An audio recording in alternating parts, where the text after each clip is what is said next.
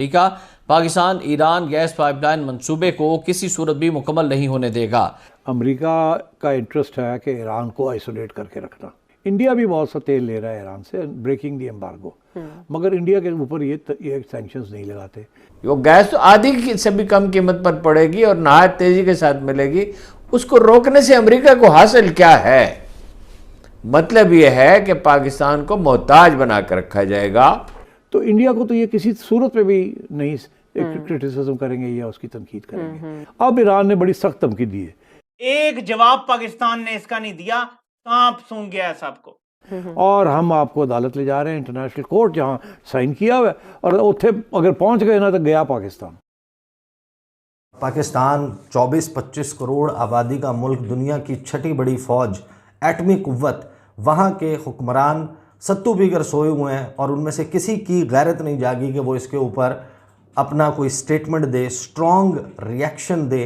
कम से कम इतना ही कह दे कि हम अमेरिका की इस बात के ऊपर मजम्मत करते हैं, हमारे मामलात में मदाखलत करने का कोई इख्तियार नहीं है।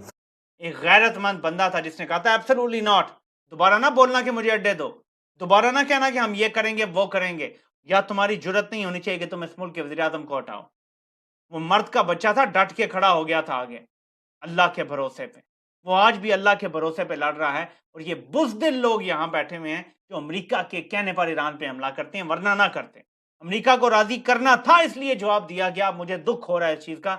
एक ऐसी चीज़ थी इन 2 सालों में जो हुई थी, मुझे खुशी हुई थी कि ईरान ने हमारी सॉवरेनिटी पे हमला किया, हमने जवाब दिया, मुझे खुशी हुई थी। लेकिन अब जाके डोनाल्ड लू के बयान से पता चला है वो तो डोनाल्ड लू को बचाने के लिए किया गया था, क्योंकि अमेरिका में डोनाल्ड लू पे प्रेशर आ रहा था कि पाकिस्तान तो ईरान के साथ गैस पाइपलाइन बना रहा है, तुम क्या कर रहे हो, उन्हें रोको। डोनाल्ड लू ने पाकिस्तान को कहा कि मैं तुम्हें वार्निंग देता हूं, ये साइफर आ चुका है बाय द वे, ये लोग पी गए हैं, इन्होंने बताया नहीं है कौम को।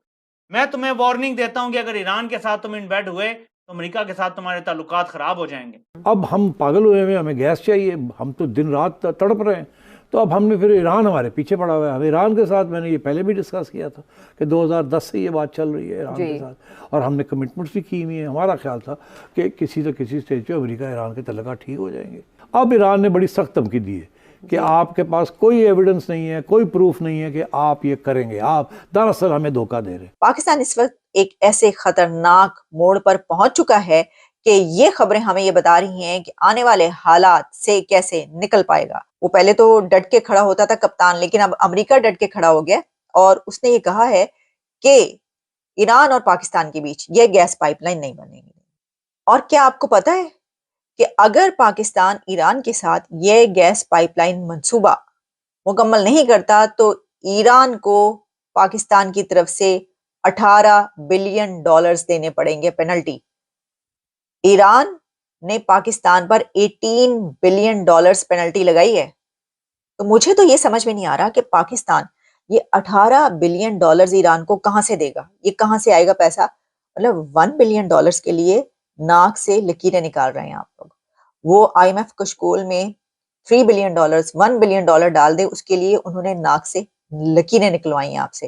तो ये $18 बिलियन आप कहां से देंगे? या तो फिर ये होगा कि आप कहेंगे कि इंटरनेशनल कोर्ट में चले जाते हैं। सर, इंटरनेशनल कोर्ट में तो आप ना ही जाएं, क्योंकि अभी तक आप जितने आलमी कोर्ट में लेकर गए उसमें होता क्या है कि जब आप इंटरनेशनल कोर्ट में पहुंचते हैं तो उसके ऊपर इतना पैसा खर्च होता है। पहले तो आप पानी की तरह वो पैसा बहाते हैं और उसके बाद फिर वो केस हार जाते हैं। जितने भी केस हैं आप उठाकर देख लीजिए, और इसके ऊपर तो $18 बिलियन फिर भी आप देंगे कहां से? ये समझ में ना आने वाली बात है कि ये होगा क्या और ईरान करेगा क्या। एक तरफ अफगानिस्तान हमले के लिए तैयार है, दूसरी तरफ मुझे लगता है कि वो कहेगा $18 बिलियन निकालो वरना हम भी हमला करने के लिए आ रहे हैं। और फिर इसी के साथ अगर पाकिस्तान ये गैस पाइपलाइन मुकम्मल करता है तो अमेरिका को पेनल्टी कैसे देगा? फिर अमेरिका ने जो पेनल्टी लगानी है ना, वो तो उन्होंने आपको लगा पता देना है। उन्होंने कहना है अच्छा, हमारे मना करने के बावजूद अभी भी ये एक तरीके से उनकी जो है ये धमकी है कि भाई इस तरह का मत सोचना, ये नहीं कर सकते तुम।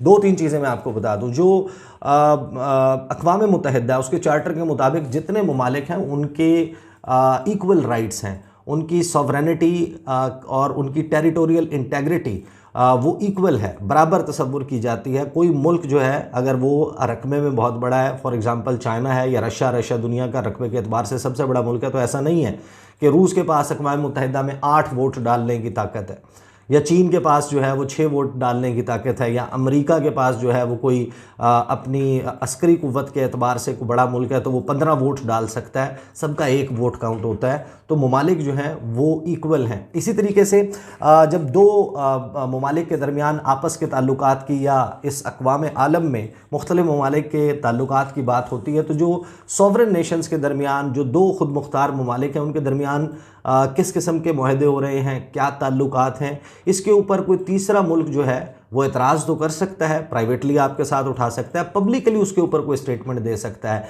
लेकिन उसको रोकने के लिए अगर वो कोई गैर कानूनी चीज़ भी नहीं है तो फिर इतना खुल्लम खुल्ला ये कहना कि हम इसको रोक के दिखाएंगे और उसके लिए अपने IMF के लेवर्स इस्तेमाल करेंगे। मैं आपके सामने जो है वो समात की कुछ चीज़ें रख देता हूँ। समात के सिर्फ पॉलिटिकल एस्पेक्ट के ऊपर बात हो रही है, सिर्फ उन चीज़ों का तज़किरा करूँगा जो कि पाकिस्तान में खुली मदाखलत का, अमरीकी खुली मदाखलत का सबूत है, और ये वो चीज़ है जिसको रोकने की कोशिश की जा रही थी। कौन कर रहा था?